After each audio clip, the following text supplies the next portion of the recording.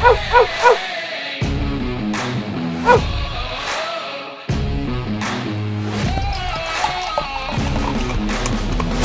to another edition of the Dogger Pass Podcast. This for UFC Fight Island 7. This episode is brought to you by Monkey Knife Fight. We got a little deal for you here. If you deposit with the code DOP, the Monkey Knife Fight will give you up to $50. Or if you deposit up to $50, they'll give you another $50. So deposit $50, get $100. Cody Saftic here in studio. Yeah, here's the deal. It's an extra sweet deal because you don't actually even have to get into a knife fight to get it. So yeah, pretty simple. All you gotta do is sign up, Monkey Knife Fight. Essentially, we're not gonna focus as much on. We never really talked about fantasy MMA all that much, anyways. Mostly stick to parlays, mostly stick to betting line, mostly stick to over/under props.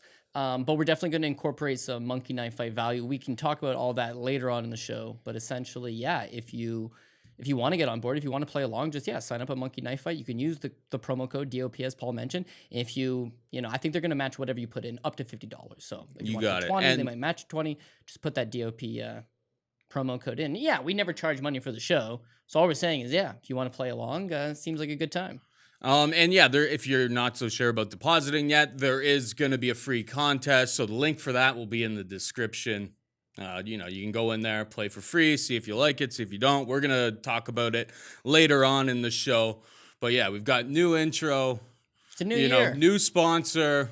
Same old show though. Yeah. Let's get right into the action. What we do best, which is breaking down these fights. So we got Max Holloway taking on Calvin Kattar. Max Holloway is a -150 favorite. Kattar could be had for +130. Take it away, Cody. You know what? First fight that we're going to talk about in the new year. It's been a crazy year. 2021 seems like it's just a rollover of 2020. However, let's start off the year with an underdog. I think I'm going to go with Calvin Kattar. And I know I've taken a lot of shit from the Boston Brigade, but there's some hot things happening in Massachusetts right now, and it's beyond Calvin Kattar. It starts off with Randy Costa. I know. Why do we have to start off with Randy Costa?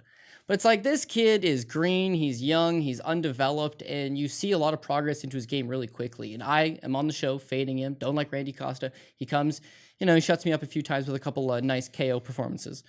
Then you look at Rob Font last card of the year. We sat here, Paul. We talked about Rob Font. We talked about the Boston Brigade. We talked about how these guys were sharp. We talked about it didn't matter that he was off a year. He was going to be ready. Mark Delagrati trained, at an optimal level. Goes out there, gets Marlon Moraes. And I briefly forgot the name of the show was Dogger Pass. I honestly thought it was Kattar Pass because I pussed out. Switched back to Marlon Moraes. Thought the knee injury would be a bigger factor. And it's like, it didn't matter, man. This guy's sharp. Rob Font's sharp. Calvin Kattar's sharp. You see the progression in his game. He was always a good striker. But when you look at all of his regional show victories, it's not a lot of KOs. It's not a lot of finishes. This guy routinely goes out there and goes 3 rounds against, way lesser competition. Has split decision wins over way lesser competition. But it's like a progression in the guy's game. So now how is 5 rounds going to factor in for him? I think pretty good. Max Holloway, meanwhile, flip side to that, this is the first time in 8 fights that it's not a championship bout for Max Holloway. It's still the first 5 time. Rounds, right. It's the first time in 4 years. It's not a championship fight. It's a big fight. It's a 5-round fight. But how has he been faring in these 5-round fights? And you look at the accumulative damage of what he's been through. This is the last 6 fights, okay? Jose Aldo, a shell of a shell, in a rematch that he was obviously going to win, hits him 87 times. Brian Ortega, who he murdered, hit him 110 times. Justin Poirier murdered him, hit him 178 times. Frankie Edgar, a very advanced age version of wrestler boxer Frankie Edgar, still manages to nail him 96 times. Alexander Volkanovski the first time 157, Alexander Volkanovski the second time 137. The last 6 fights he's sustained 765 significant strikes. So now you see some of these fights. The Volkanovski fight the first time around, he's slowing down those later rounds. The second time around, he takes his foot off the gas 100%. Because he's putting on one hell of a show. He's putting on one hell of a spectacle. He looks awesome against Alexander Volkanovski for the first 2 rounds. And then all of a sudden he's getting outstruck. And people have this memory that it's a robbery split decision and Max definitely won. No, he definitely won those first 2 rounds. And he won them empathetically. But he lost the next 3. Close rounds. But he lost those rounds. And as a result, he loses the fight. But he slows down as it goes on. That's the last fight against Volkanovski. Prior to that, same thing, slows down. The Dustin Poirier fight, accumulative damage, slows down. When you look at Calvin Kattar, he's more than capable of going in there and landing over 100 significant strikes. His last time against Dan Ige, that's his first 5-rounder. Mm-hmm. How'd he look? Awesome. First round looks great. Second round, he actually loses the second round on all 3 judges' scorecards. And then 3, 4, and 5, somebody made an argument. There is an argument that maybe he lost the third. He didn't. He won the third. He won the fourth. He won the fifth. I ate my medicine there because I had Dan Ige.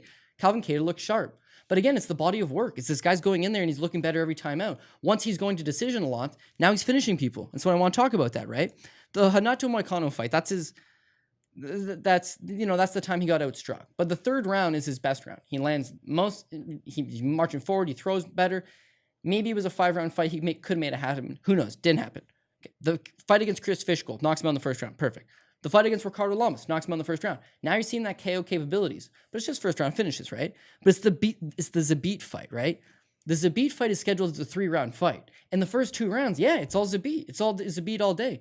But you don't go out and knock out Calvin Kattar. He's got a cast iron chin. He's one of these Boston strong guys. He'll take the damage. And when you don't knock him out in the first 2 rounds, he's going to keep coming on you. So Calvin Kattar in the first round, right? He lands 15 significant strikes out of 52 thrown.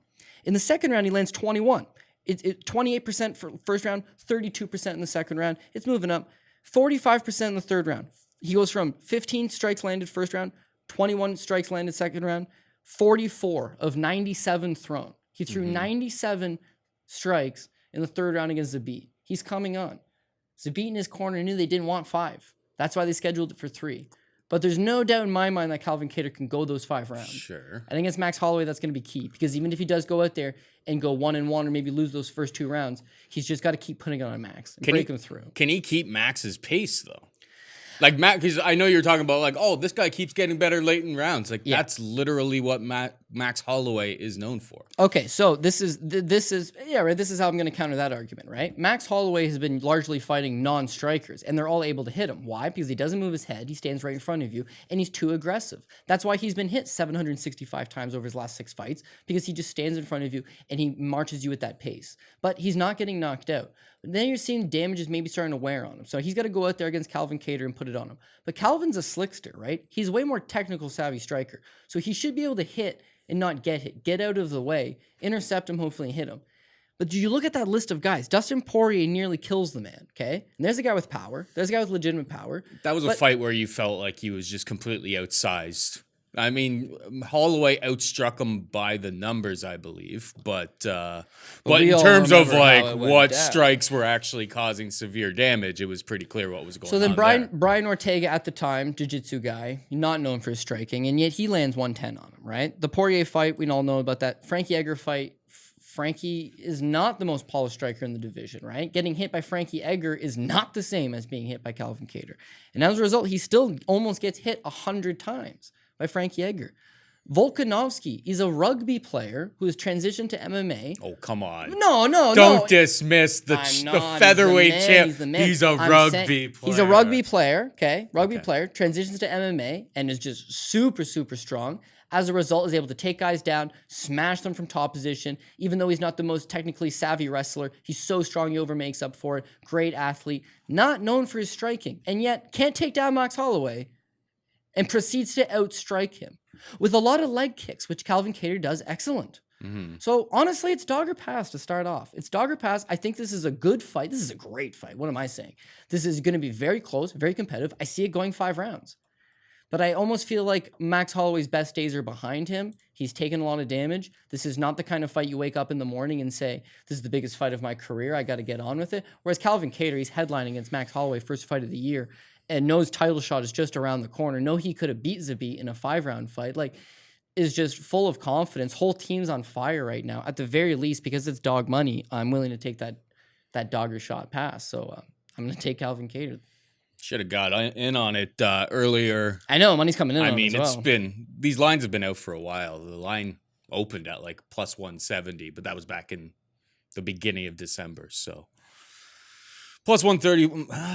I'm actually leaning towards Holloway still based on volume, but I obviously think it's a pretty close fight. I just think as we get deeper into 5-round fight, the pace that Max Holloway keeps, I think he'll ever so slightly edge it out. Not a fight that I feel like I have to really, really get invested on financially, though. Let's move on to the next one. We've got Carlos Condit taking on Matt the Immortal Brown. Carlos Condit, minus 165 favorite. Matt Brown, plus 145. I like this matchmaking, first off. Oh, for it's sure. just like 2 older guys that we know are at the end of their career here. And, we're not putting them up against young studs and not trying to completely embarrass them and ruin them. And we've seen that story so many times before. It's good to see, two guys at the end of the road facing off against each other. I think it's an interesting stylistic matchup. Matt Brown, obviously, last time out against Miguel Baeza, he didn't look too bad in the first round. He was putting the heat on the kid a little bit. But the thing about it is his durability has definitely faltered him as he's gotten a little bit older in age. Carlos Condit, I think we all kind of left him for dead. And then last time out, Court McGee, super slow opponent, was able to dance around him. Honestly, the best Carlos Condit had looked in like 5-6 years, considering he won honest. The fight. Based on the durability the issue that I think is forming the durability of Matt Brown, and I think the speed advantage for Carlos Condit, I think Carlos Condit stays on track here. -165. I don't love it, but Carlos Condit is the pick. I think he wins on volume, just being a little bit slicker striker. And I do worry about Matt Brown's durability right now. What about you? Yeah, honestly, I completely agree. I think losing streaks and, being on a bad skid is all relative to who you're fighting. And even if it's like, well, he's not even fighting the top level guys. It's like, yeah, but what are the styles, right? You got to give him a winnable matchup based on his skill set. Carlos Condit is one of these old school OGs, natural born killer, former WBC champ. He's from a time that's long gone where you could be a striker jiu-jitsu guy. You could strike standing, long, rangy, and if you fall to your back, you throw up arm bars and triangles. Like, that doesn't work anymore. Guys are too top heavy. The wrestling's too good. They're going to outgrind you. They gave him a really bad run of guys. I mean, the Robbie Lawler fight is a striker's delight. He arguably won. He could have maybe been the UFC champion. It's an excellent fight. But beyond that, Damian Maia is not going to stand up with you. He's going to take you down, put you in a rear naked choke, and geez, that's exactly what happened. The Neil Magny fight, it's like Neil Magny's coming out parties of sorts. It's like he's an excellent grappler, and he's one of these guys that can use his own length to grapple. He's not looking to strike necessarily all the time. Grabs him.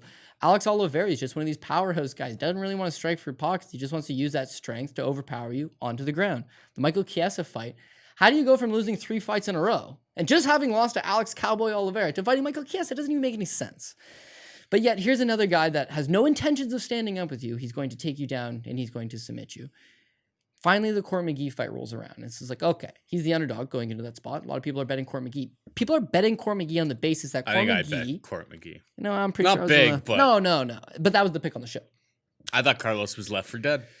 Carlos is left for dead. I had Court McGee on some parlays, like those dirty PRP parlays, and the assumption is that Court McGee is going to take him down. Why? Because everybody else is doing it, and everybody else is doing it well. So why not just go out there with the same game plan? Only turns out Court McGee is actually kind of friends with Carlos Condit. They used to train together a little bit. And Court McGee wants to chase $50,000 fight night bonus. And Court McGee doesn't want another one of these grinding type performances that has, by the way, kept him a job for almost a decade.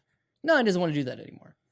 He wants to go out there and strike with Carlos Condit. And then you see, Carlos is still a decent striker, man. He's fast. He loves to mix it up. He goes to the body, goes to the head. He's got excellent knees. He's got excellent kicks. He knows how to pace himself all day. If you want to stand in front of him and have a sparring type session, you're in trouble. He's still got that skill set. It's taking him down and grinding him down that he can't do anymore. And as you said yourself, this is excellent matchmaking. Why? Because they didn't give him one of these up-and-comers. They didn't give him a Neil Magny. They didn't give him one of those kind of guys. They gave him a guy that's actually 4 years older than him in Matt Brown, who's 40 years old and is shot to bits. And by the way, there's another thing with Carlos Condit. Carlos Condit's never been knocked out. He shows one loss by TKO in his career, and that was due to leg kicks against Tyron Woodley. His knee blew out. Yeah. Right. Outside of that, the guy's never been knocked out. He's been chin-checked many of times. And boy, oh boy, this guy can still take a shot. Against the best guys at welterweight. Against the best guys of all times. He's fought 2 generations worth of the best talent, and his chin has always lived up. His neck, not necessarily when you put a squeeze on it, but as far as him being able to get into a striking type match, he's still serviceable, right? Court McGee want to strike with him, bad idea. Matt Brown figures to probably stand with him, right? He could take him down, but Matt's got a good guillotine. That could be a concern. It could be a concern. Matt Brown has a superior ground game, and he does have better wrestling. The thing is, 40-year-old Matt Brown doesn't have the cardio that 36, because by the way, he fought late into his 30s and had good cardio, but now he slows down a lot. So I don't know that a wrestling type game plan is going to be able enough to just ground out Carlos Condit routinely. As far as stand-up with him, you make a good point in the Miguel Baeza fight. So I had him in that fight too. Bad reads on both guys, let's say. But in the Miguel Baeza fight, I thought, geez, he's fighting a guy that's really green, that he can show a thing or two. The fight starts, and Matt Brown is slow. And he had taken some time off, and he is slow. He looks physically built. It looks like he put some muscle on, but he's just moving. He's just moving underwater essentially, right? And then what does he do? He catches Beza and he starts putting it on Beza and he lights him up with a nasty elbow. But here's the thing with a shot fighter, Paul. What's the last thing to go on a guy when they're done? The power. The power is your last thing to go. And Matt Brown happened to catch Miguel Beza. And when he failed to knock him out, the speed discrepancy became very, very obvious. And as a result, he gets knocked out at the end of the first round and then into the second round, right? Carlos Condit has that durability still. He still has that good chin. So even if Brown goes out there and is able to put some fireworks on him in the first 3-4 minutes, the first round, let's say, if he's not the first man to cleanly knock out Carlos Condit, Condit's going to be there round 2, round 3, and he's going to expose that subpar gas tank and, you know, the durability issues that Matt Brown has. Matt Brown's had back infusion. He's had numerous concussions. He's a guy on record saying a few years ago that he couldn't remember where he was leaving his car key, couldn't remember little things, you know, got CTE scans. UFC didn't even want to license him to fight for a little bit. You know, he had to get some doctor's approval. Now he's 40 years old. He's coming off a loss to Miguel Beza, which is a nasty finish. Jumping in there against Carlos Condit. It's all got written on the wall for Carlos, but you do have two aged veterans in a fight that theoretically, you know. Coming off of the holidays. Yeah. And where, Carlos is back. He's 1-5. I'm sure they're in the gym. I'm sure they're working, but we all pack on a few pounds over the holidays there for sure. Is that all you got? Yeah, that's all I got. I'm going to take Carlos Condit. I'm going to take Carlos Condit by 3rd round TKO. If I was being real specific, I got Condit. I like it. All right, we stay in the welterweight division. We've got Santiago Ponzinibbio taking on Jingliang Li, minus 280 Ponzinibbio, plus 240 for Li. Did you know Ponzinibbio on his Instagram? He's got his nickname as the Argentinian Dagger.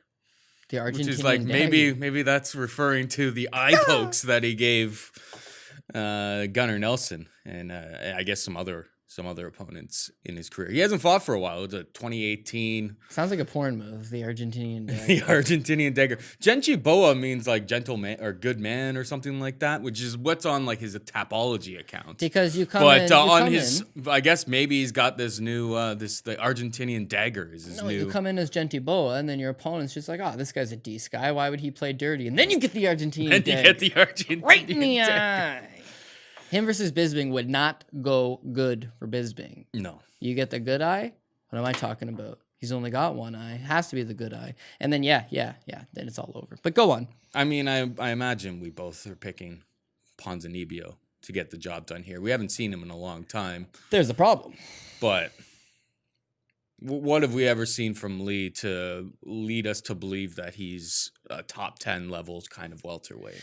Yeah, probably isn't. One thing about him is that he's hyper aggressive. Like he's always coming at you and he's always swinging bombs. And either you beat him, you know, very soundly, or he defeats you. And he's got just like a huge knockdown ratio where like he knocks down most of his opponents.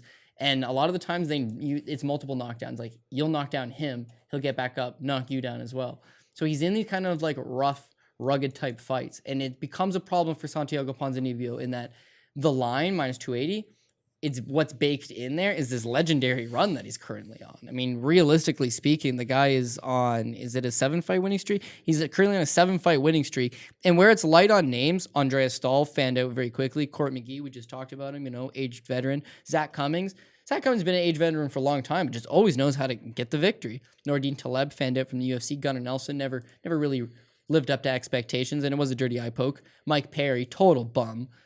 And Neil Magny, who's on a resurgence now, but it was then, right? So the list of victims is impressive in somewhat, but it's also not like that highest echelon, right?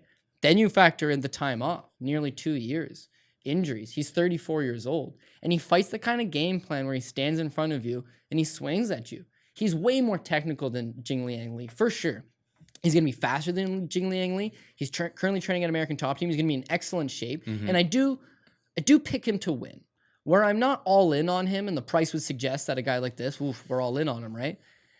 Is that you look at Jingliang Li versus Zaleski dos Santos, right? Elizu Zaleski dos Santos, who's way faster than him, has better power, you know, is a Christopher striker. And he knocks him out in the 3rd round because he just keeps coming at the guy and tires him out. Ponzinibbio has not the greatest gas tank. He shows a 4th round knockout against Magny's last time out.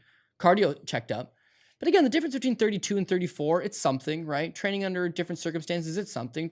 Traveling all the way to Abu Dhabi, it's something. Having to make this weight when he's big for the weight class to begin with, after a 2-year-long absence, it's something. The nagging injuries, it's something. It's all question marks. I don't want at that price tag. So whereas I'm going to agree with you, sure, I'll take him. I guess I could see a path to victory in just like an ugly type fight where the bruiser Jing Liang Li comes swinging at him, and where he pulls an upset, and then I'd be so mad if I had him on all my parlays, right? That seems fair enough. Yeah, I hear where you're coming from there. Probably like it's basically priced right now as like a 70-30 proposition. I kind of expected it to be a little bit more, but yeah, I'm not gonna because of the fact that I haven't seen him in all of this time. It leads me to not really want to add him to all of the plays. That's for sure. All right, we got Joaquin Buckley taking on Alessio Di Chirico in the middleweight division. Buckley is a -265 favorite. Di Chirico can be had for +225. The one thing that Di Chirico's kind of got going for him here is that guy's got a hell of a chin. I guess he hasn't faced somebody with the explosive power of a Joaquin Buckley. Dynamic striking, dynamic maneuvers, things that we've never seen before. Rest in peace, Impa Kasangane. But yeah, Di Chirico has been pretty durable throughout his UFC tenure. And Buckley, this price is getting up on us here as well. I think that he's the much better athlete. Even that loss to Kevin Holland loss looks pretty good now done it. It doesn't look. Book that fight again after this. Did better against Holland than I guess my boy Jacare did. Rest in peace, my bank account. Rest in peace, Jacare. Yeah, rest in peace, Jacare. Jeez. I like Buckley to get the job done here, but I don't think it's gonna be like a first round finish. Like I think we're gonna have to. I don't think it's going to be the explosive. He's getting sold as this, first round knockout specialist, all of that. Just like you go through some of his earlier fights, his fights in Bellator. Yeah, people can drag him a little bit deeper. I think Di Chirico maybe makes this a little bit uglier. He's pretty strong, physical, maybe holds him up against the cage a little bit. But I like Buckley to win either late or actually, honestly, by decision. What about you? Yeah, I could see a decision as well. I know what you're saying with that they're billing him as this murderous power puncher early first round, but he's not like that, right? The Kevin Holland fight is actually the outlier where he doesn't attempt to pace himself because he knows taking the fight on short notice against a guy who's fought 3 times this week. Giving up 8 inches reach. Yeah, it's a very crazy stylistical matchup. I haven't been able to prepare for it. My best chance of victory is to go out there and swing bombs. And by the way, why does his stock go up? Because it's man, he fought a good fight. He did give a good account of himself. You look at the Impa Kansangani fight, he's not pushing the action. He's not really attempting to go for it. He's comfortably winning, but he's fighting a smart game plan. He's just the better technician, and he's putting his weapons to use. And then he just a highlight reel, probably the best KO I've ever seen in my entire life. And instantly, this man is now a star. Now, the UFC is oh, yes, thank God. We got a good viral video. It's going to get millions and millions of views. We need to build this guy up and hope that some more dynamite magic happens, right? So they give him Jordan Wright. Why would you give him Jordan Wright? I don't know. Jordan Wright's way overmatched against this guy. And something scary to me? Jordan Wright arguably won the first round until late. He got kind of hurt late, and that he got clipped. That was it. He went to his corner. He was concussed. He basically was slurring his words. He lost the fight in the last minute, let's say. But it wasn't because he was fighting a good round. It's because Buckley was just conserving himself, not really pushing the action, taking his time. That's what's going to play out against Alessio Di Chirico, who, as you mentioned, is pretty durable, got a good chin, never been knocked out. But he doesn't push the action much, man. He just kind of hangs out at range, doesn't throw shit. And Buckley's probably going to be cool with that as well. I mean, there's a reason why he's, 3-fight losing streak and still finds himself on a card. Yes. One, we're in the middle of a global pandemic. Mm-hmm. And 2, because they want to put a little shine on their boy over at Fight Island. That's your bingo right there, right? Now, let's say you are a matchmaker and you say, okay, Buckley, we didn't expect much of this guy. We've had him to Holland. He gave a good account of himself. Cool. And then we give him to Kansangani, who is the A-side prospect, right? Undefeated, former football player, coming out of Contender Series where he earned the contract. This guy looks good. And he steals the shine off him. Now they're building him. You give him Jordan Wright, and it's another sweet KO. Oh, sweet. Now he's on a 2 KO win streak. He's looking good. He was competitive against Kevin Holland, who's quickly rising up the ranks. sky's the limit for Joaquin Buckley, right? Why would you give this guy a guy on a 3-fight losing streak? Does it not theoretically look like a step backwards? It's not. It's a much tougher fight than Jordan Wright is because it's a slow build process, right? Now, after the last fight, this guy calls out James Krause, and James Krause goes on an interview and says, I'm in, let's do it. This guy's a sack of shit. And it is a nice little brewing up storyline. They both accept the fight. And it was going to be like the St. Louis. Yeah, great. Kansas. Or the Missouri, the Missouri Showdown. Missouri Showdown or whatever. And again, you've got real heat. You've got a real good fight that you can sell. And they're going to sell you that fight. And it is going to be on a main card. Could even be a co-main event trying to push Joaquin Buckley. But first, let's continue that slow build real quick. Let's build him up a little bit. And that's what they're trying to do against Chirico. Now, Chirico poses some problems that he'll give the kid some rounds. And the kid probably isn't going to end up with a highlight reel KO. But if he goes out there and knocks out Chirico, then we know the power's for real. And if he goes out there and gets some rounds into him, that's good for his build as well. Because we also forget with Joaquin Buckley, he's 26 years old. He's still a young guy, right? For sure. Yeah. So, I mean, that's what it comes down to. I think that Buckley is the A side. They're trying to build this guy along. When you mentioned that he's minus 265, to put things into perspective, he is less of a favorite than Santiago Ponzinibbio. But with Ponzinibbio, there's a lot of question marks. There's a lot of where's he been the last 2 years and what kind of shape he's in, where's his cardio at? Whereas like Buckley's answered a lot of those questions for me. They're giving him a very winnable fight. And how does he lose this fight? By decision, not on takedowns. Not just on, by like getting like cage controlled, I think. Is he gonna get out hustled by Alicio Bippity Boppity Boo Chirico? Well, and the thing about it too is like that's his own their line, reach. What 74-inch reach for Chirico, 76. So he's actually Buckley, despite being a little bit shorter, has the reach advantage in this spot, which should really come in handy for him. This is actually one of the ones when we talk about Monkey Knife Fight a little bit later down the card. We've got the pricing on that. We got 43.5 and 30.5. I kind of like, if this fight goes to decision, I kind of like both of those to go over. Yeah. It's more of like a play on my bigger concern. I think Buckley gets there. If we go to decision, he gets over 43.5. My concern would be maybe Chirico just does absolutely nothing, but 30.5 is not very much to get over. If we're trusting in Chirico's chin to get 3 rounds in this spot, I'm thinking the overs in both of those. But we'll get deeper into that as we. I would say when he fought Oluwale Bengbose, who's a pure power guy, he was so reluctant to engage him at all. First round's awful. Second round, he actually catches him with a knee, but it's a sloppy knee, knocks him out. I don't want to give him too much praise here. What I'm saying is that, yeah, it's possible that Buckley touches him a few times and now he's not willing to engage as much and doesn't hit that total. But that's why I like Monkey Knife Fight, to be honest with you. Like, we've all played a lot of the other fantasy games. We've all, we've obviously played parlays and betting line, but I don't know. It's just like a fun, different spin on things. So I'm interested in it. Are they both going to hit those totals? I see Buckley hitting that total. I see him winning. If he wins a decision, he's landing no less than 60 significant strikes. And yeah, with Chirico, if he hangs around, like, is he going to offer up enough offense? Hopefully not for my parlays, but hopefully for my Monkey Knife Fight account. Yeah, man, that I just looked up the stats on that. The Bang Bus versus Chirico is 10-6. 10-6 in terms of significant strikes. That's like a and it went to the second round, by the way. That's an all-time awful fight. And watch his post-fight interview afterwards. Still to this day gives me nightmares. All right, well, let's move on down. This next one's pretty exciting. We got undefeated prospects in Dusko Todorovic taking on Puna Soriano. Minus 155 to Todorovic. Plus 135 Soriano. Where are you at on this one? Okay, so we talked about in the last fight how you're trying to build a guy along, and you think you got something Joaquin Buckley. This fight, you potentially have 2 guys that you could be building up, but nope.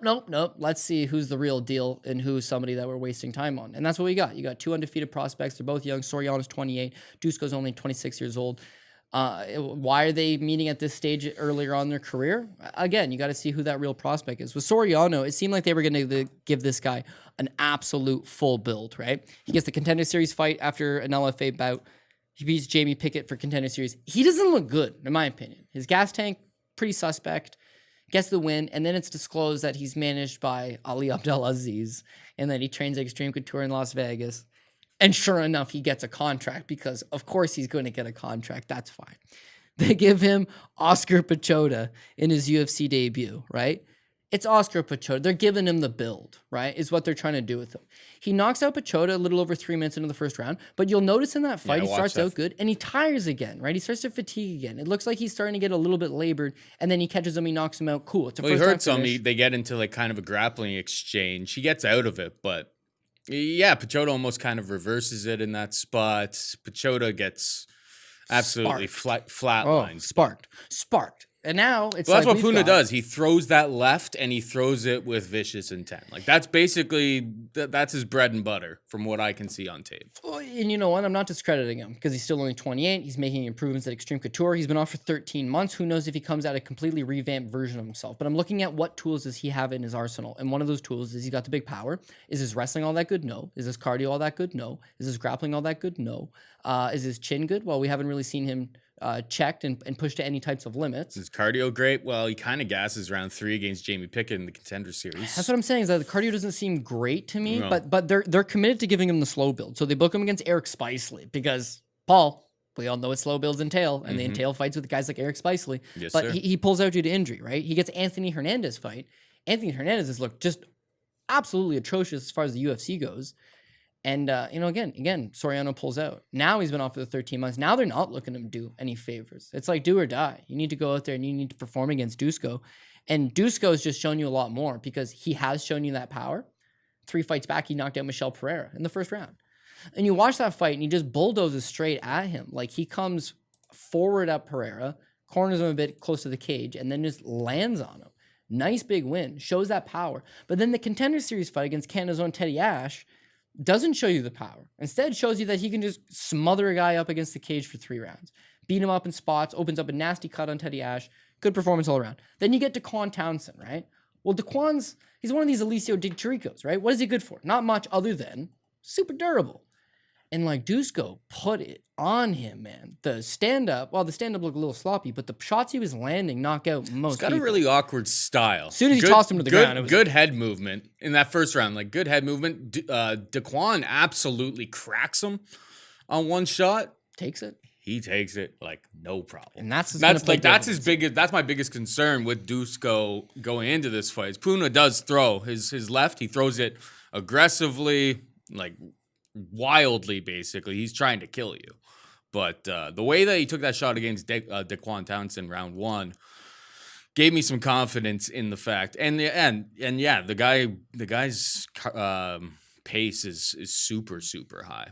Lots of significant strikes. This is another fight that we'll talk about on the Monkey Knife fight in terms of the over/under props. That's what I like about it. So now you're looking at, okay, they both got good firepower, right? Now cardio advantage is going to go towards Dusko. He's looked better in the 3 rounds. He pushes a better pace, so I'm giving him the advantage there. As far as the durability goes, they're both undefeated. They both haven't really been tested, but this guy has. He's fought in much better competition. He shows wins over. This is 3rd fight of his MMA career. An 8-0 prospect, Tony Markelov. Who cares if he's any good or not? That Alexander Popak, when he was just 4-0, is 8-1. He made it to Contender Series. He was an okay European prospect. He shows fights with guys with winning records and lots of experience. And then his last 3 alone, Michel Pereira, Teddy Ash, Daquan Townsend, all guys with lots of experience. Soriano has fought in his best wins, Jamie Pickett. Oscar Pichota probably shouldn't have been in the UFC, but I guess that's a credible UFC caliber level win. Was in the UFC. But the experience is not quite there. So I think that it's going to be a competitive first round. They both crack each other lots, but then Dusko should be able to take over as the fight goes. And as long as Ali doesn't got the judges greased up here, because it's in Abu Dhabi. They tried to book this kid all summer in Las Vegas when they needed guys in Las Vegas for cards in Las Vegas, and he wasn't there for them. And now he's going all the way down there to take on the European prospect in Dusko, who I think will come out victorious. Well, Soriano's Contender Series fight, against Jamie Pickett, he was able to go to the wrestling to kind of bail himself out in the later rounds there. Against Dusko, from what I saw against Daquan, now I don't think Daquan's some sort of wizard on the ground, but like the transitions look pretty solid. Like I think he's a black belt in judo, so I mean he's gonna be difficult to take down. Yeah, I think he's gonna be. But if he does get him down there, his grappling looked very much credible. Like I'm not too worried about that either. I think that fight probably also goes to decision, which is basically like a pick'em between. Could be a late finish, but yeah, I like Dusko as well. Let's move on. We've got Phil Hawes taking on Nasruddin Imavov. We got Phil Hawes as a minus 135 favorite. Imavov plus 115. There's an old saying on here. If it ends with OV, it's good enough for me. Nasruddin's a French guy, though. Wow, is he? Is he? He's not like... He is not Dagestani to the core. Not his style. His style is not Dagestani to the core. But why isn't he? Is Kazmat Chimaev Swedish? I don't see the same level of grappling No, that's what I mean. The style with is not this there. guy. Both from Dagestan. I think everyone's over. Like, I know Phil Hawes has had some ups and downs in his career, but, you know, former collegiate wrestler. In terms of power and speed, I don't think it's even close. The biggest question, I guess, is if he tries to put Imavov away in the first little bit, is he gonna gas? You know, you go back and watch the fight against Andrew Sanchez years ago on the Tough on The Ultimate Fighter. And yeah, he does pretty well early on, trying to get a takedown, holds Sanchez against the cage and all of that. But once he gets tired, it's pretty easy. It's one-way traffic usually in most of his fights. Imavov, watched his last fight again. We were on him last time out against. Why is the name escaping me right now? Oh yeah, well Derek. What's his name? Saying. Is it Williams? Derek Williams? No. Jordan Williams. Yeah. Jordan was diabetic guy. Yeah. Diabetic guy. All heart. Congratulations to him for having all of the heart. Like that, he ate everything but the kitchen sink. But then you're kind of questioning. You're like, does this guy really throw any sort of power? Is Jordan Williams just able to just take a hellacious beating? It may be a little bit of the both. I think I actually still like Phil Hawes here. I see money has came in on Imavov. I think the opener, I think it was like around like minus 185 is actually more creditable for this matchup. Where's your head at? I'm gonna actually go with Imavov again. If you remember, when we did the show last time, he was the underdog against Jordan Williams, and then a ton of money pooled in on him late, moved him to minus 135. I think is what he went off at, and sure enough, he delivered and he defeated one Jordan Williams. You have a young prospect, 24 years old, in Imavov. He's from Dagestan. He moves to France. He's training out of the same camp that produced Francis Ngannou, the same camp that produced Cyril Gagné, the same camp that produced Taylor Lapalus. The Fight Factory Paris is an excellent gym, and I think he's getting the benefits of being able to work at a good structured camp. As far as his takedown defense goes, well, that's where his Dagestani roots are going to have to come through for him. But as far as his overall game goes, he doesn't want to wrestle. He wants to stand up there, and he wants to strike with you. They call him the sniper, and I think that he's a good, long, rangy, capable guy. When he fought Jonathan Meunier, that's his Aries FC fight 2 fights back, right? Jonathan Meunier fought Colby Covington once upon a time in the UFC. Is he great? By no means, no. But he's a long-rangey striker-type guy, right? He goes in there against Meunier, and he absolutely buzzsaws the guy. Takes him out. Nice little victory for him. Comes to the UFC. He was supposed to be on Contender Series. That fell through. He gets that Jordan Williams fight. Now, Jordan Williams legitimately earned his contract on Contender Series. Jordan Williams is a guy that he's diabetic, and he can't cut weight, which is the reason why he's stuck up at 185 pounds. Coming into that fight. He always comes in at 182. But here's a guy that had a split decision loss to Ramazan Kurmagomedov on Contender Series, which he arguably won. He obviously lost a split, arguably won. He was a plus 300 underdog. So as you're saying, like, is he durable or can he model a crack? The guy is durable. The guy's a junkyard dog. Don't let the fact that he's diabetic slow him down. Like, he's going for it. The next fight against Gregory Rodriguez, this guy is clearly on juice, man. Like, I mean, thick Brazilian boy.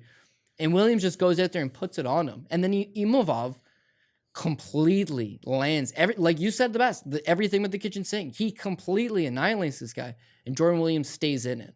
And that heart and that perseverance is something that Phil Hawes does not possess. And so what's going to happen is Phil Hawes is going to start well because he always starts well. He's an athletic specimen. He moves like the wind. He hits like an absolute Mack truck. But once the fight gets to the second and third round, he's going to gas out like he always gasses out. Why don't and he's we going just to quit. Hit this one live? Yeah, for sure. Make sure he doesn't get his head completely knocked. Imavov's the dog right now, right? Okay, so now we've basically just gone the whole Imavov's the man. Let's talk about why we would be looking to fade Phil Hawes.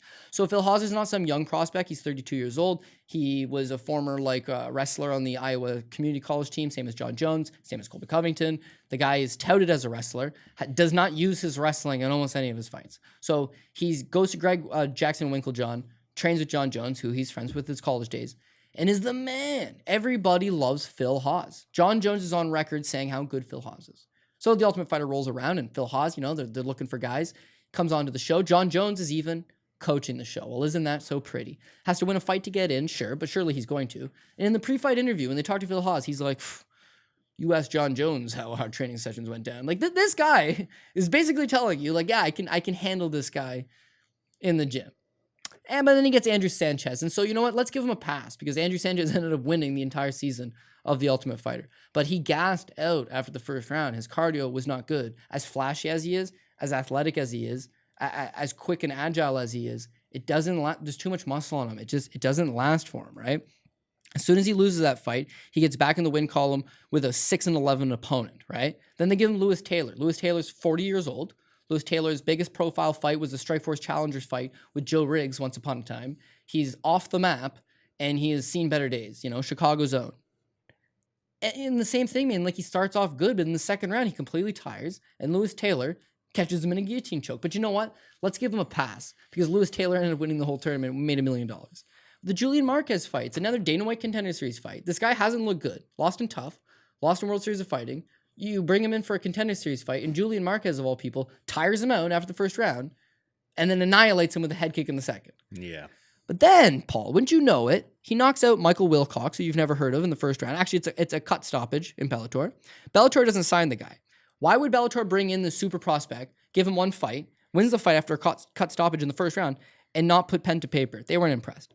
Derek Schrober right? Defeats him. Yuri Fraga, 13-10, defeats him. Comes on Contender Series. Don't be fooled by the name, right? Kazmurat Bastayev. It's not OV, it's EV. But beyond that, he's not good. No. Watch that guy, not good. Defeats him. And then he gets Jacob Malkoun, whose claim to fame is being Robert Whittaker's BJJ coach. Like what? Like, why are you fighting this guy? And he kills him. They're all first round knockouts over guys that are rollover opponents. That's expected. So what's going to happen here is he's going to have to try to go out there, get that quick start he's always looking for. But when he doesn't knock out Imavov's going to put it to him in the second or third round. He'll crumple over and get TKO'd. So I've got Imavov winning inside the distance. He's already dog money. If you got it on it earlier in the week, it was better dog money. But yeah, I'm going to roll. This will be my second dog pick of the night. All right, we move on to the next one. We got a women's fight between Wu Yanan and Jocelyn Edwards. This fight is a straight pick'em. Minus 110 on both sides. You leaning to one side or the other in this spot? Yeah, you know what? It's 50-50 fight, like you're saying, and I agree in many spots. It's like, why would you want Wu Yanan, who, the Gina Mazzani fight, everybody always wants to bring it up. Watching Very tape, fair. I was just like, Very you know fair. what? Like watching Jocelyn Edwards fighting on like the real low regional scene, Panamanian regional scene. I think she fights out of Iowa though. She does now, yeah. And she's fought in the States a few times. But like, there's a couple of her fights just like, why is this even getting booked? Like, most commissions wouldn't sanction. Weight classes apart. It wouldn't get sanctioned. Her last fight specifically, the one in like some Panamanian promotion I've never heard of, that one would not be sanctioned. Like she just basically just bull rushes her. She went to decision for the Legacy Fighting Championship. Lost a split to Sarah Alpar, who also fought in the UFC and was one of the more memorable performances in recent months. Watching tape, I want to bet Wu Yanan, and then I go through the Tapology and I go, friends don't let friends bet on people who lost to Gina Mazzani. But, Gina Mazzani's on a winning streak now, so maybe I'm the fool. Do you have a hot take on this one? It's a pretty big pass. Yeah, honestly, it's more speculative than anything else. Yanan Wu is shown to not really have much of a ground game, and I think you look flip side of their opponent, they don't really, either of them appear to have a ground game at all. So what we have is a striker's delight. So we'll start off with Wu, right? Wu's been fighting professionally since she's 18 years old, right? So she's like one of these next generation's Chinese talents, wants to get an early start to it. She's got 2 wins over Bo Meng. Now, Bo Meng is a well-known Chinese veteran who is the only girl to ever defeat current UFC champion Weili Zhang, and more so than that, fights for ONE FC right now and is just an absolute banshee. She shows 2 wins over her when she's just like 18 years old. She goes undefeated until she runs into Yana Kunitskaya, and again, that's a passable loss. Oh, no big deal. You lost to a girl that went on to fight for the UFC title and establish herself as a decent overall talent, and you're young at the time. Like, she's 20 years old losing to Yana Kunitskaya.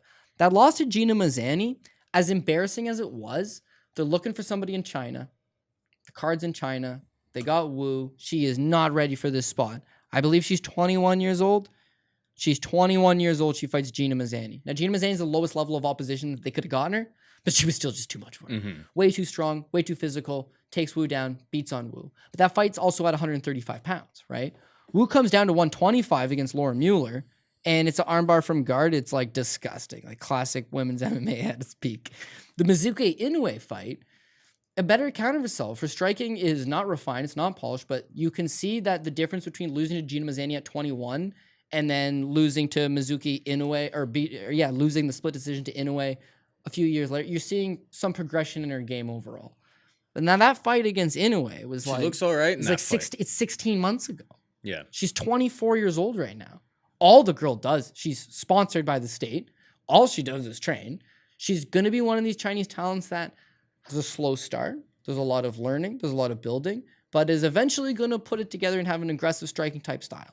Is that enough to How is her ground Jocelyn game? Because actually, Jocelyn Edwards has a bit of a ground game. Watching her fight against Brenda Gonzalez, who trains out of Fit NHB. It's Tim Means' wife. Is that who it is? Yeah. Nice. I mean, she gets a couple like nice like judo throws in that fight, and then she ends up finishing it with an armbar.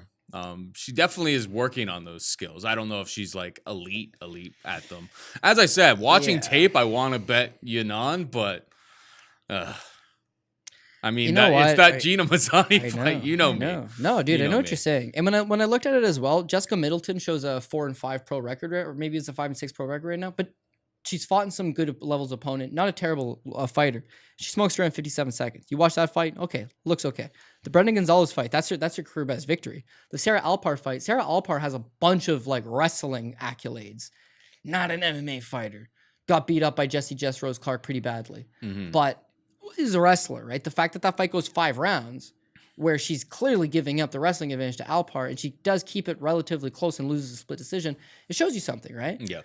The Pamela Gonzalez fight, as embarrassing as it is, it's just a tune-up. It's just a stay warm, right? And she literally just barges forward, swinging her arms like this, right, and knocks her out in like a minute. Right. But ultimately, it's 50-50. You've made some great points. I've made some points. Who knows if they're great or not? But you see, there's a back and forth. But this was the clincher for me, right?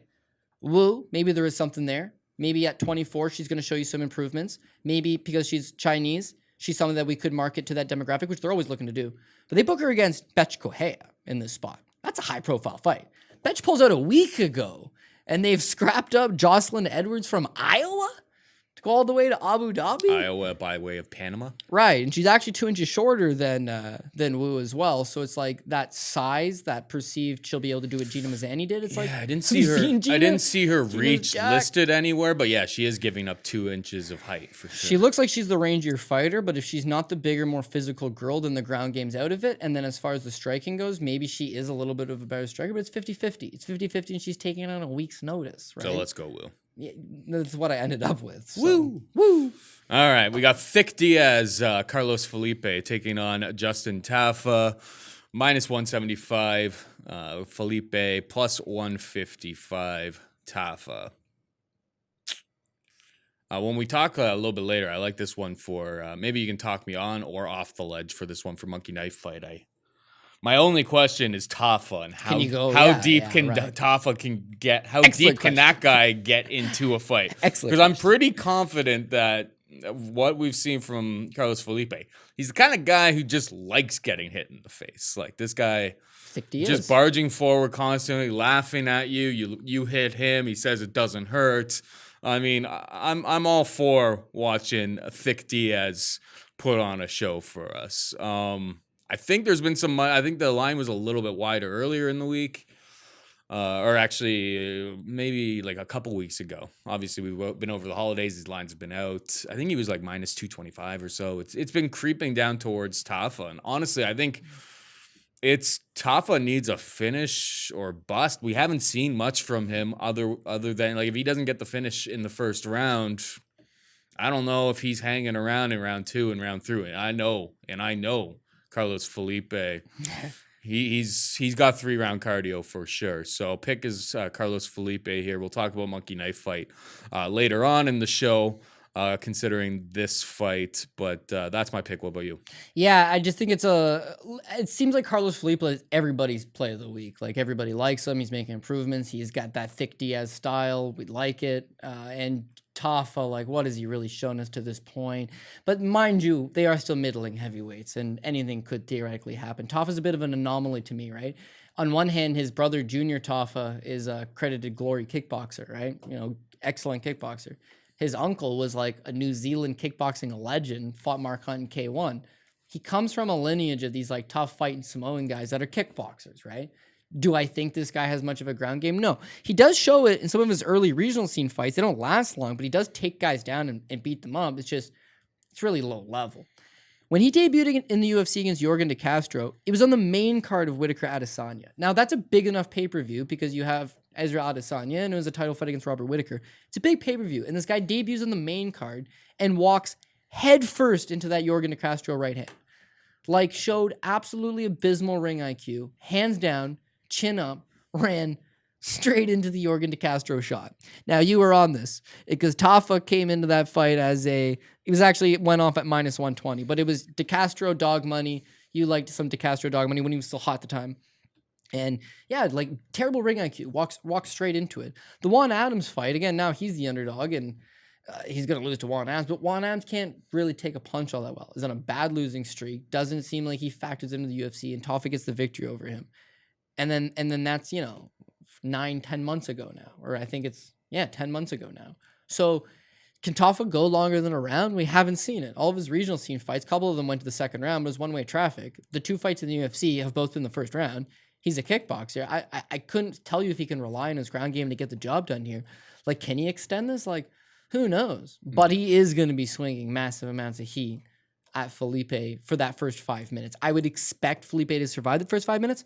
I would expect Felipe to then take over at least in rounds 2 and 3, secure a decision, if not maybe a late stoppage over Tafa as well. So yeah, I'm actually in agreement with everyone. Carlos Felipe. It's just, he's a sizable enough favorite, and it's just like a dirty, greasy heavyweight fight, right?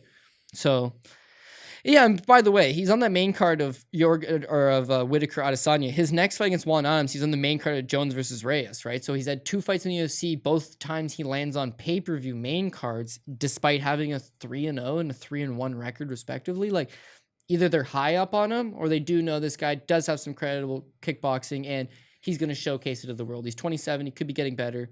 Carlos Felipe, I do have him, but I've liked other picks better. I mean, it is always dangerous relying on a heavyweight for durability purposes. It looks like he can take a shot. It looks like he can take a shot, but he hasn't. Who's he fought, right? Exactly. He's fought, the Sergey Spivaks of the world are not exactly putting that hot heat on him. And he showed in that fight, especially in the third round. Yorgan De Castro's knocked some dudes out before, but usually it's mostly like the leg kicks and stuff that get the job last point I'll counter with you is you're right. And he worked the body very nicely. His cardio looked good. He had that taunting, the Diaz style that we keep referencing. But Yorgan De Castro, who's completely shit-pissed gassed, would just put his head down and just walk forward and hug him up against the cage, and he just allowed it to happen. Yeah, he did absolutely not. He'd look at the referee and complain, and the referee eventually told Castro, stop doing it. But it's like, well, how is he doing it?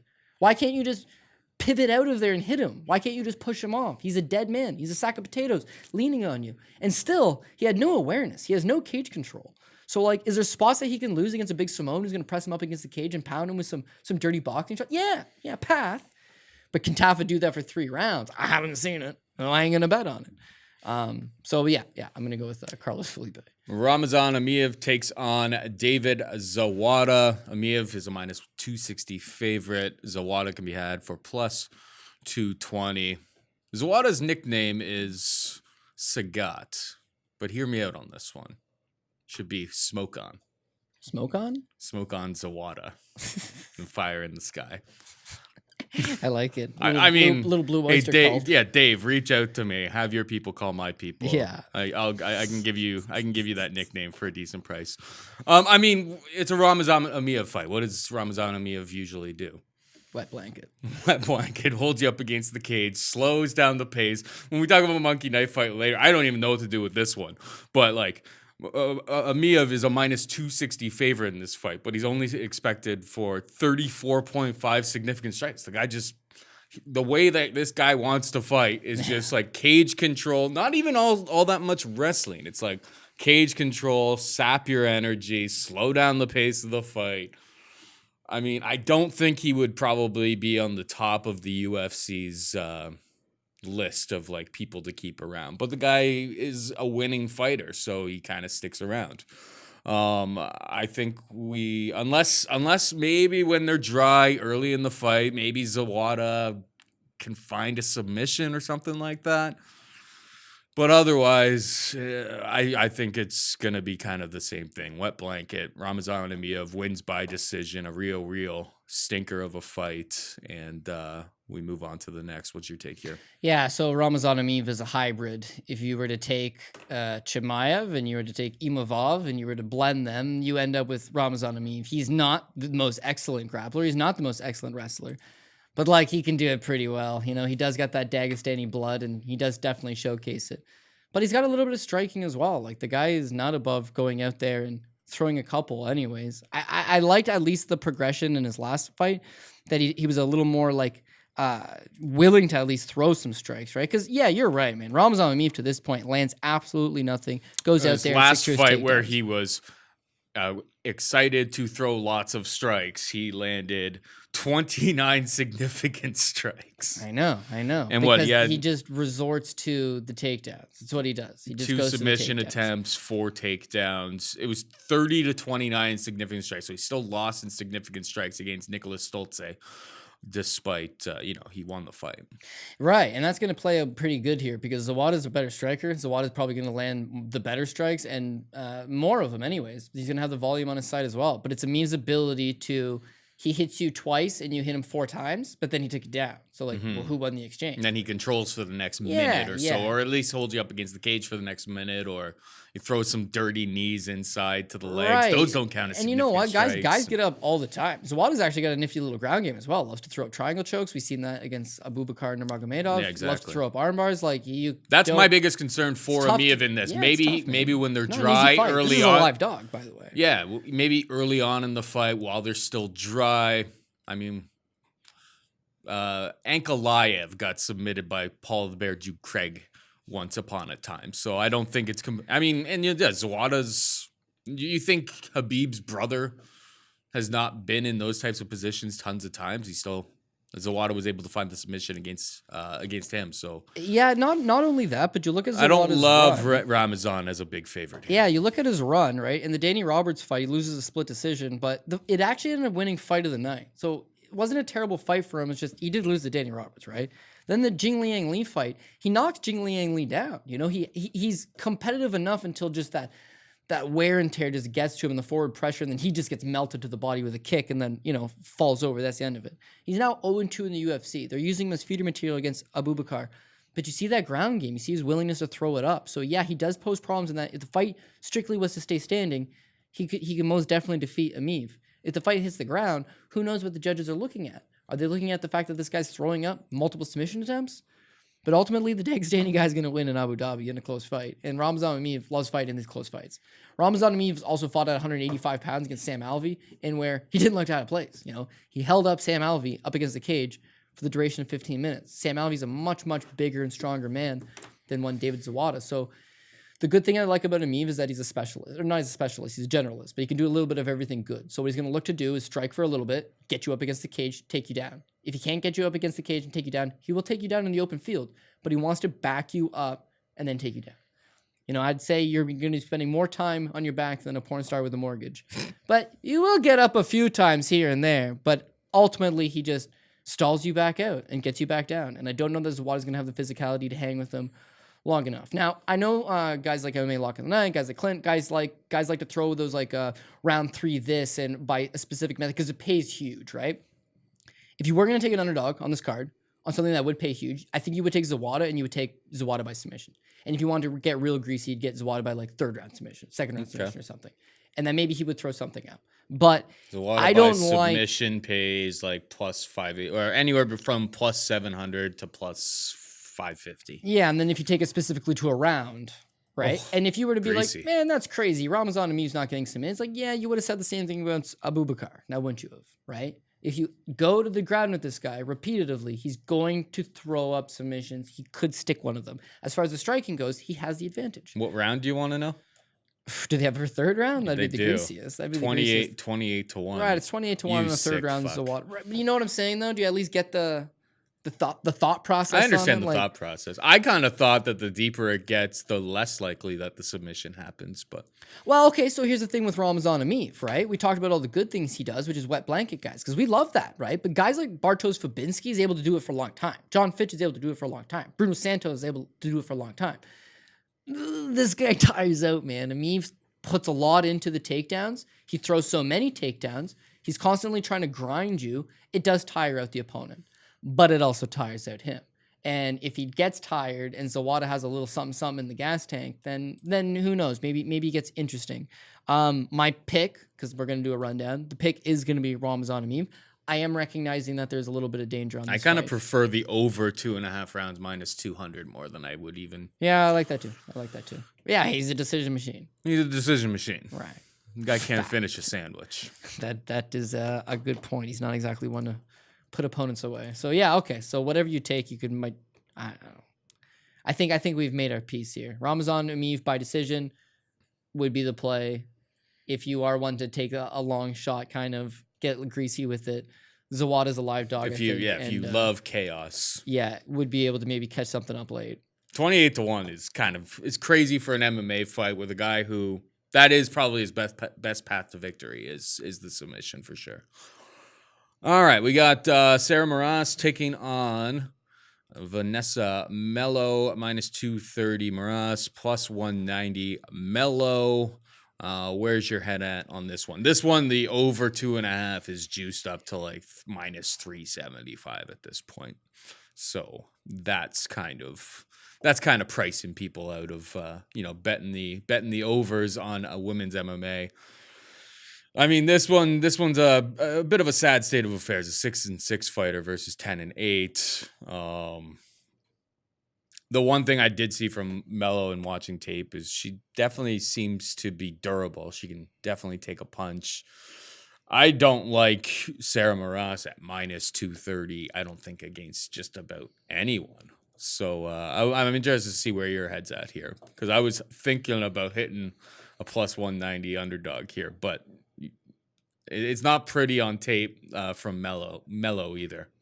Where are you at on this? Yeah. I mean, this is why it's hard to believe that there's such thing as MMA gods, because they take away nice fights like Ricky Simon and Tim Elliott, Jordan Espinosa bumped, but that would have been a fun fight, man. And yet, Sarah Moras passes the 4 or 5 COVID tests. Vanessa Melo comes in, passes a few COVID tests as well. They're just very safe.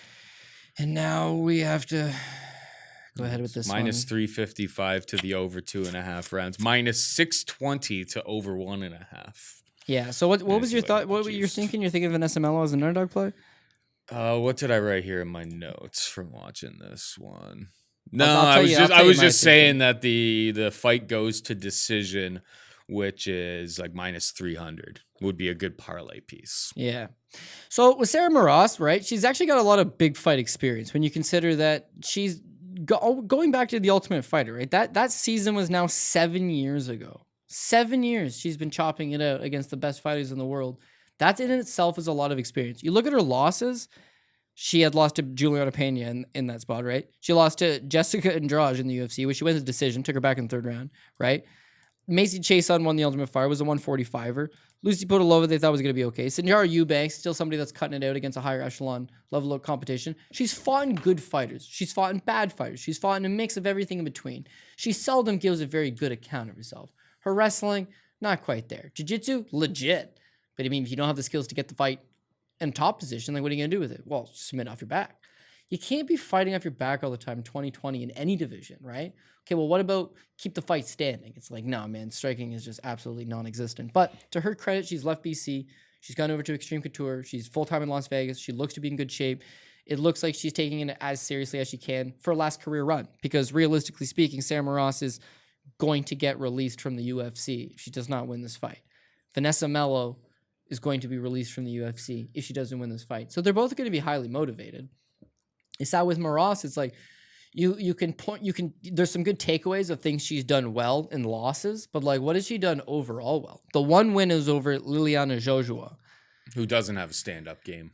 And then this is super interesting to me is that one, is potentially the worst fight in the division as far as the UFC goes. Could be the worst fight in the UFC. Well, she got the win over Diana Belbita, who's probably released now, yeah, and then had previously held the marker for worst fighter in the UFC. Fair.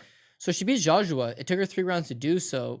That fight was in Abu Dhabi, and she missed weight, came in at 138 pounds.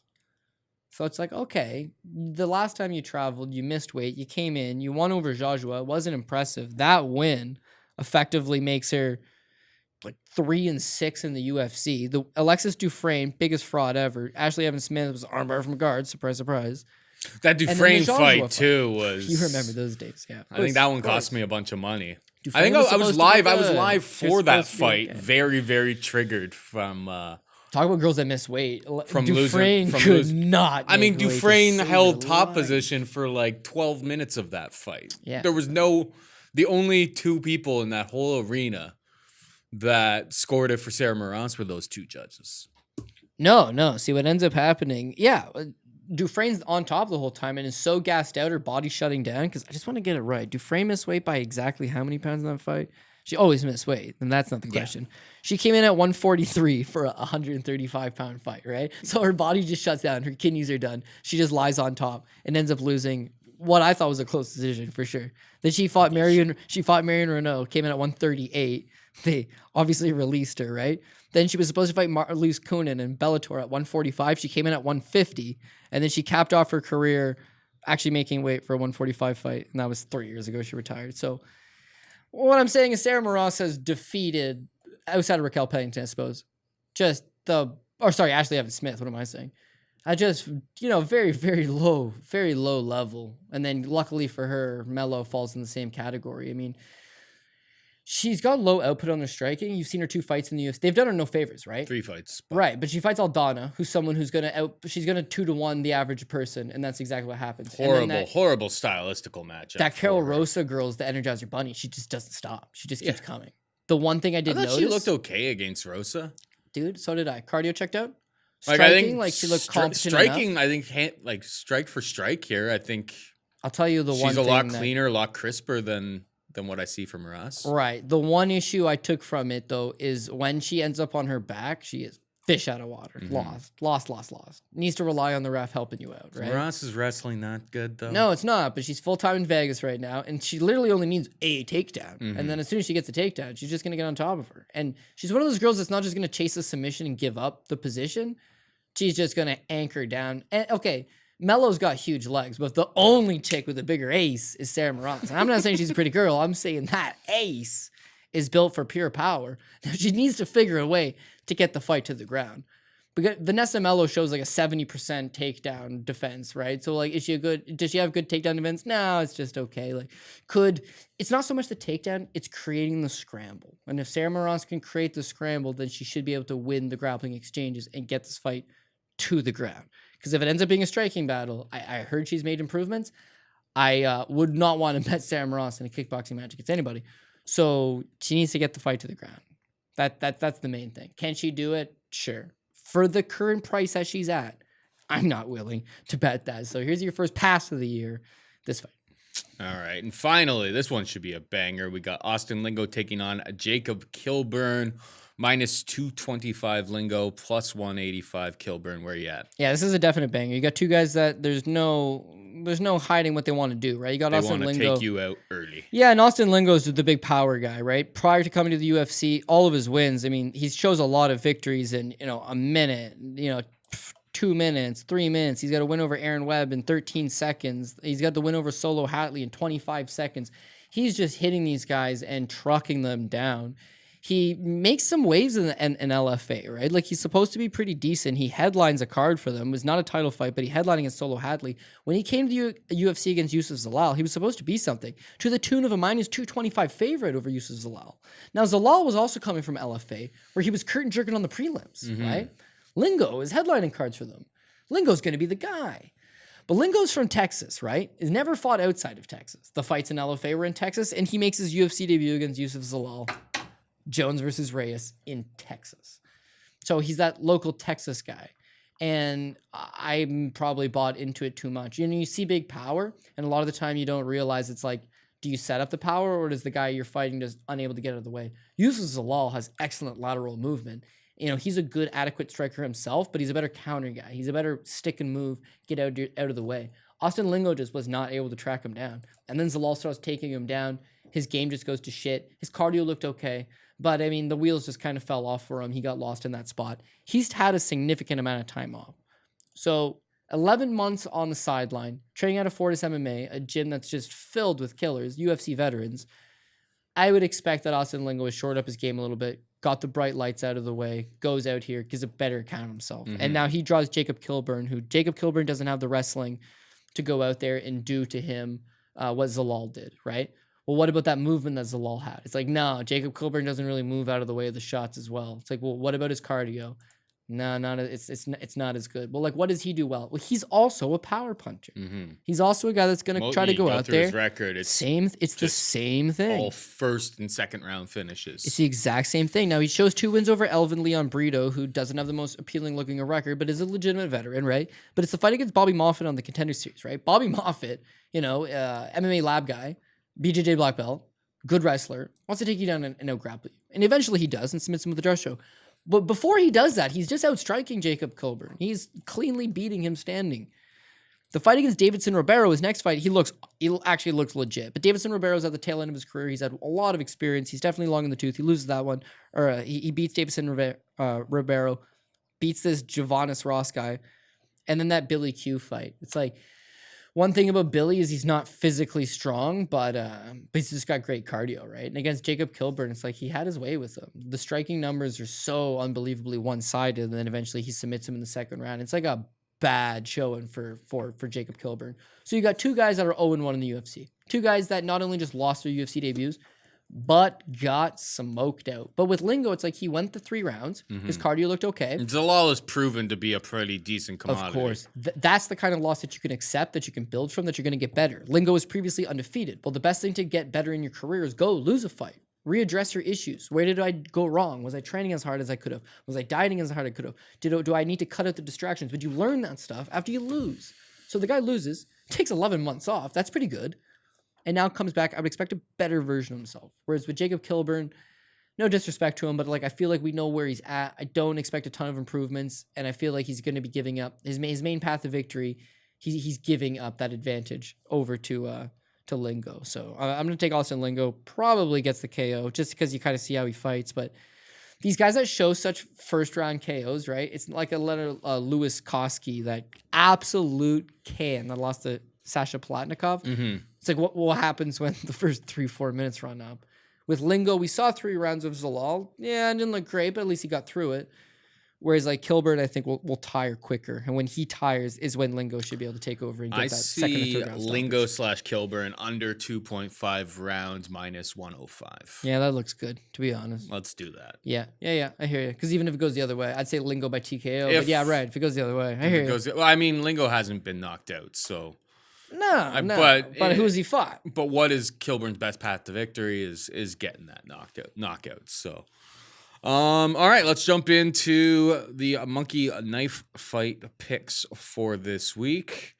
A couple of spots I wanted to run through the parlay god here. So what we usually do, I mean, we're new at this as well, guys. So yeah, remember, deposit with the code DOP. They'll match up to $50. So you throw in $50, they'll give you another $50. You can fade us because you're like, hey, these guys are pretty new at this. They're probably idiots. How about I do the opposite thing? That's completely That's completely acceptable. But figuring it out But together. if you try to dance on us too early, we'll probably dance back on you if we end up winning. Just kidding a little bit on that. But all right. Paul doesn't know how to dance. Just kidding. No, I can't dance for shit. All right. not gonna lie, no, The I first one I'm looking at was Dusko versus Puna. So we got two undefeated guys. Dusko, 85 significant strikes in like a round and a half last time out. And then the one against Teddy Ash before that on the Contender Series, he had like 114. Super, super high significant strike rate for him. I'm thinking hitting the over, or sorry, the more than 62 and a half, and Puna more than 37 and a half. I think maybe this goes to decision.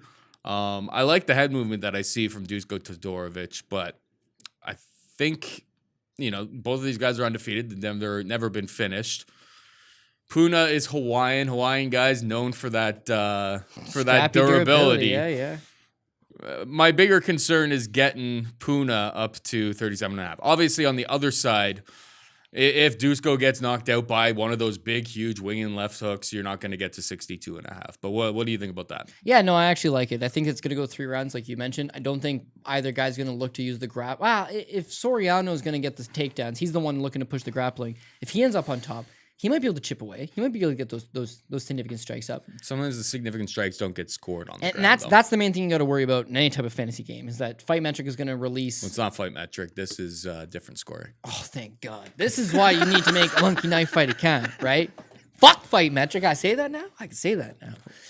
Yeah, they keep just killing it every single time. So I would rather a third-party independent reviewer do it. And I know the people over at Monkey Knife Fight, super good crew. And yeah, I honestly think that betting the overs, unders, it's a different way of playing, but it's an interesting way of playing. There's so much more that you can think about. Yeah, if Soriano ends up on top position and he's landing strikes from top, he probably hits that over.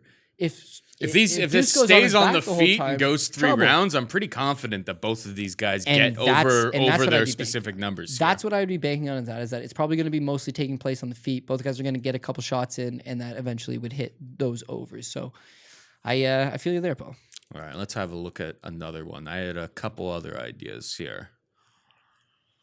Any fight that jumps off the page at you right now? Yeah, well, I'm going home and obviously would like to look over this all, and then this is gonna be a recurring theme for the next few episodes anyway. So yeah, I want to figure out how to master to play this game. All right, so yeah, actually the other one I wanted to talk to you about was Tafa versus Felipe. Can Tafa go 3 rounds? Because these numbers aren't all that high either. No, they're good for Felipe. I think Felipe we can get over for sure.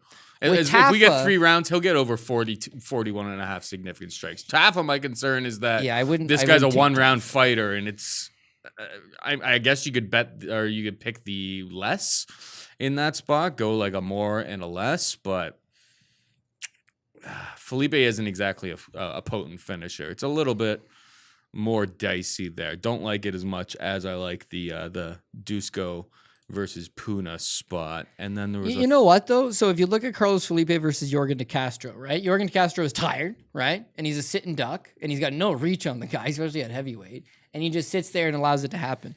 And he landed 48, right? Which is 10 more than Justin Tafa needs to land in order to hit that marker. So yeah, honestly, one thing with Felipe is that he is a heavyweight. He doesn't got a ton of power. He's a volume guy. And Tafa doesn't got a ton of volume. He's all power. So I'd be way more worried about him hitting that limit than Felipe winning, than hitting it at some point and then getting finished. Yeah, I don't love that one. But here's the last one that I kind of... Show me Kattar versus Max. You want to see Kattar versus Max, the main event? I've got another one to run by you before. Because that's going to be 100. This one's tricky. 128.5. You go historically. You take the under on Max. It's 5 rounds. I mean, taking an under on Max? I know. You're insane. But Calvin's... Yeah, I know, Max. Even when Max loses, he fucking lands, right? I mean, I think he was close to that number. I take the over on Calvin. I mean, we're scrolling off of my computer right now. Otherwise, I'd look at the UFC stats. No, actually, I like this concept.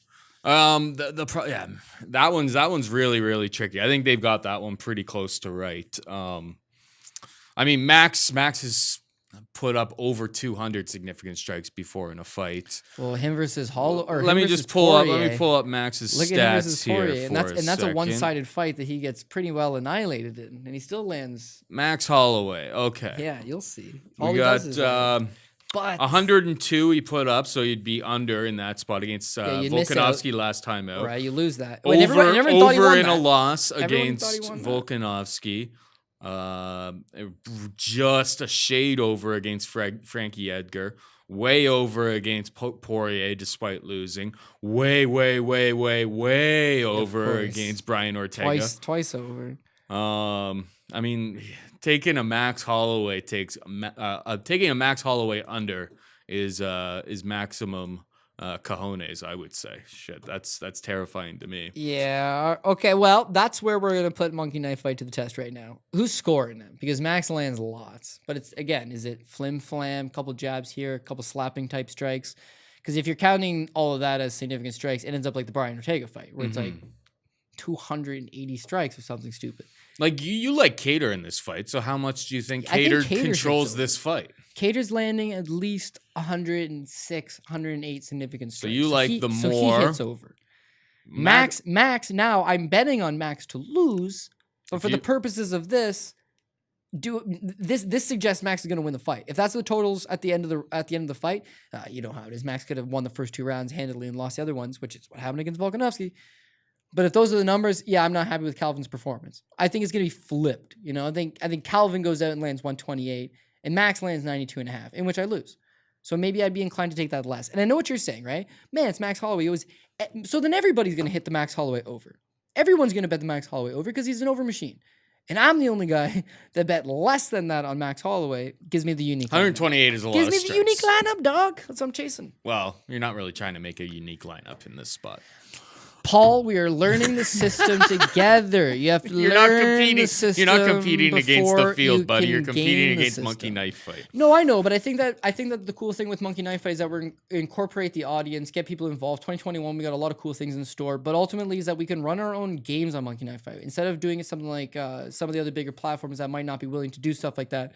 Yeah, I think with MKF, my new home for now, it'd be cool to build something that we can play interactively. We can play together. And this is the kind of thing that, you know, even if you don't think you're it's like over-under spreads, man. You can be a great football guy, but like you don't know what team's winning by what spread, right? The girl sitting on the couch says, oh, I like the Dolphins. I like the and she ends up having better picks.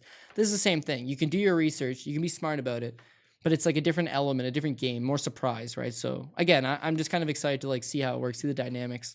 And hopefully it's a first event on the calendar year for us as far as UFC goes. Hopefully it's a nice profitable one. The last one I wanted to just run by you was Joaquin Buckley versus Alessio Di Chirico. Yeah, you know Do we trust Di Chirico's durability? And can he land 30.5 strikes? I mean, we could go under, but I think Buckley gets over if we trust Di Chirico to have durability to get a little bit deeper in this fight.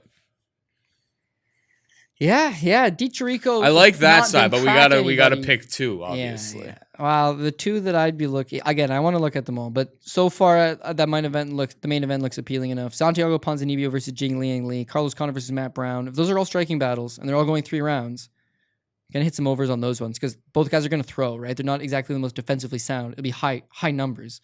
Di Chirico's going to be low number, right? Buckley, if he doesn't KO you, is throwing low numbers. Soriano, Todorovic, that could be actually a slower pace fight. Imavov versus Hawes, here's my worry here. Hawes is going to hit the under. I don't even know what his under is. You can show it to me if you want. I got it right here. It's 42.5. Imavov is the slight underdog, but has the higher total, 42.5 to 40.5. Yeah, so I would say Imavov hits the over. You know what? They both might hit the over. But Imavov's hitting the over. Hawes could have the significant. He could have like 25 and then to 30 in the first round, and you could be sweating bullets and then not get there. Yeah, the other thing is you could have 42.5 significant strikes and then KO the guy. You didn't hit it. Of so course. it's you're not necessarily chasing that quick finish. It doesn't get you anything extra. So yeah, fun. The last one I want you to show me is Wu versus Jocelyn Edwards, which is low key. Nobody cares about the fight on the card. However, the numbers are high on this one. 72.5 Wu Yanan. Yeah, I'm just gonna 58.5. What was Edwards. I thinking? Okay. My favorite, I think, is Dusko and Puna. Both more. Both more. All the more on Dusko and Puna. Moras versus Melo. Moras versus Melo. You sick bastard. I'm going to go home and reanalyze 51.5 Melo. 45.5 Moras. No, it ain't happening. Okay, I've seen it. It ain't happening. I don't think so. Not if they're just like scrambling on the ground with like lulls of action. Well, for my girl Vanessa Melo, I'm hoping that she doesn't get taken down. Anyway, we're just about out of time here, but before we go, hit him with the PRP. All right, we're going to Calvin Kattar. I know. Main event, underdog, number 1. Carlos Condit, co-main event. Santiago Ponzinibbio, Joaquin Buckley, Dusko Todorovic, Nazarene Imavov is dog number 3? Dog number 2. Yeah, sorry. Imavov's dog number 2. Yanan Wu, it's a pick'em fight. Carlos Felipe, Ramazan Emeev, Sarah Moras, Austin Lingo. So I got 2 underdogs, and for what it's worth, I was going to pick Nick Lentz over Mike Grundy. Fucking Mike Grundy. They had to bail out. So, yeah, we're left with 2 dog selections anyways. So, yeah, one of those Tom cards. Breeze versus Akhmedov was supposed to be on this card, but obviously pulled And off. And I believe it's on next Wednesday's card. Yeah, I really like that fight as well. There was a lot of good fights on this card that kind of got shifted or canceled Starts early, though. or fizzled out. Yeah, it's also Which, as a Bills fan, I'm very happy about. This card starts at It's a noon. big weekend. Starts at noon, and then the main card starts at 3. The Bills are at 8:15. It's going to be a nice little Saturday. Yeah, and then we are going to be back at it. There's a card next Wednesday, so we'll be back in studio, I believe, Monday. We're going to try to record that. And then back at it on Wednesday before the card to shoot next week's episode. So, yeah, sports are kind of, the world's in chaos, but sports are kind of, keep going, right? So it keeps everybody going. So lots of that for the foreseeable future. And, yeah, thanks for tuning in as always. Lots of fights for us to break down in the next 2 weeks. Yeah, and full disclosure, no monkeys were harmed in the making of the Monkey Knife Fight app. So you don't actually have to feel any type of guilt or remorse whatsoever. Just go out there and sign up. And if you use the promo code DOP, obviously a big help to us, keeps the train rolling. So if you're to this point in the show, then you are one of our hardcore fans, one of the guys that stick around. Always appreciate you guys. Always appreciate it. And yeah, if you want to game with us and play a little bit of MKF, sign up. Yes, sir. All right, that is it for us this week. Hope you enjoyed the show. For Cody Saftic, I'm Paul Shaughnessy saying goodbye and good luck.